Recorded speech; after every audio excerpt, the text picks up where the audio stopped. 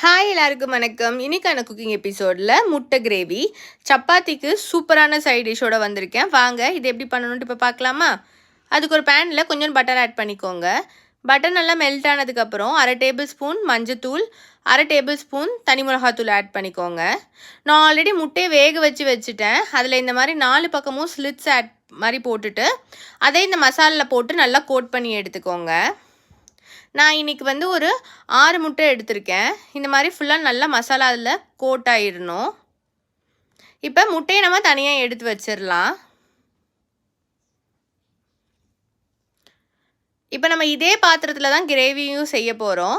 So பாத்திரத்தில் எண்ணெய் add பண்ணிக்கோங்க. எண்ணெய் சூடானதுக்கப்புறம் பெருஞ்சீரகம், கிராம்பு, பட்டை, பிரியாணி இலை, ஒரு பெரிய வெங்காயத்தை குட்டி குட்டியாக கட் பண்ணி அதையும் ஆட் பண்ணிவிட்டு நல்லா வதக்கி விட்டுருங்க.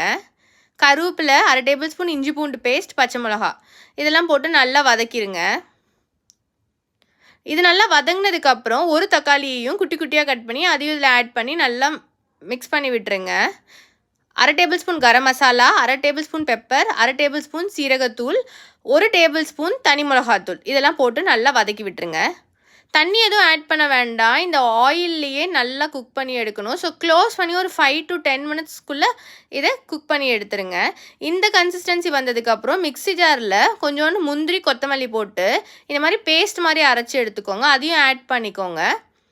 தேவையான அளவுக்கு தண்ணியும் ஆட் பண்ணிக்கலாம். நான் இன்றைக்கி ஒரு 1/2 டம்ளர் தண்ணி ஆட் பண்ணியிருக்கேன். கொதி வந்ததுக்கப்புறம் நம்ம மசால் கோட் பண்ணி வச்சுருந்த அந்த பாயில்டு எக்ஸையும் இதில் ஆட் பண்ணி நல்லா மிக்ஸ் பண்ணிடுங்க. இப்போ க்ளோஸ் பண்ணிவிட்டு ஒரு 5 மினிட்ஸ் குக் பண்ணி எடுத்திங்கன்னா நம்ம முட்டை கிரேவி ரெடி. கண்டிப்பாக ட்ரை பண்ணி பாருங்கள். டேஸ்ட்டும் ரொம்ப டிஃப்ரெண்ட்டாக இருக்கும். இந்த மாதிரி மோர் வீடியோஸ்க்கு என் சேனல் சப்ஸ்கிரைப் பண்ணி வச்சுக்கோங்க. தேங்க்யூ. பை.